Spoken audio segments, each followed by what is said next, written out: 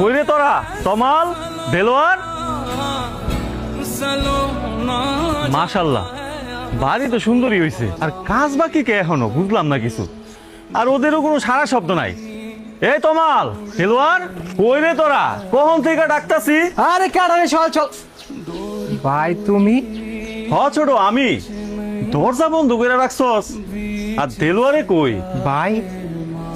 তুমি হুট করে দেশে বললা আমগরে একবার জানানোর প্রয়োজন মনে করলা না ছোট 10টা বছর পর প্রবাসের মাটি থেকে দেশে আইলাম ভাবলাম তো করে না জানে আইসা সারপ্রাইজ দেই কতক্ষণ ধরে দাঁড়ায় দাঁড়ায় কথা কইতেছি ল বিতে যাই হ্যাঁ বিয়ে সাহেব আপনি কোনো টেনশন করেন না সব ঠিকঠাক আছে আচ্ছা বিয়াই রাখি তাইলে আসসালামু আলাইকুম কিরে তুই ভাই আমি আমার সাথে একটা দুর্ঘটনা ঘটতে গেছে হাতটা ভাঙা গেছে কনস্ট্রাকশনের কাজ করতে গিয়া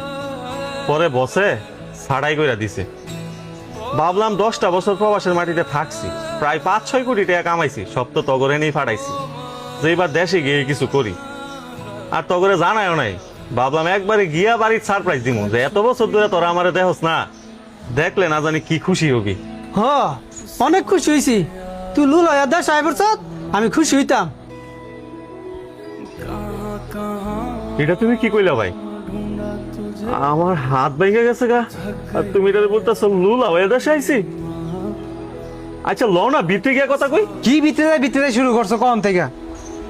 ভিতরে মেহমান সুডু বোনের বিয়া ছোট বোনের বিয়া আর আমি জানি না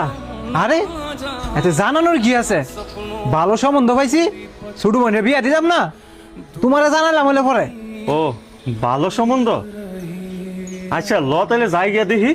আরে খারো ভিতরে আমার শ্বশুর শাশুড়ি আত্মীয় স্বজন সবাই আছে তুই যদি হুট করে ভিতরে যাস এটা খারাপ দেওয়া যায় না তুই এক কাজ কর ওই যে গোয়াল ঘরের লোকে পুরান টিনের ঘরটা আছে তুই ইডার যাব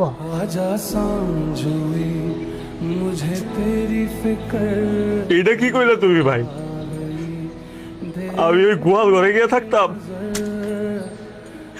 আমার যখন 12 তো বয়স হয়েছে তখন আমি প্রবাসের বাড়িতে চলে গেছি 10টা বছর পরে আমি আসলাম তাও একটা দুর্ঘটনার শিকার হয়ে হাত ভেঙে গেছে তুমি বলতেছো আমি লুলা হইয়া দেশে কেন আইছি ছোট বোনের বিয়া এটাও আমি জানি না সারাটা জীবন যত সঞ্চয় করছি সব নগরে দিয়ে দিছি এটাই কি তার প্রতিদান ভাবছি ছোট বোনের বিয়া দিব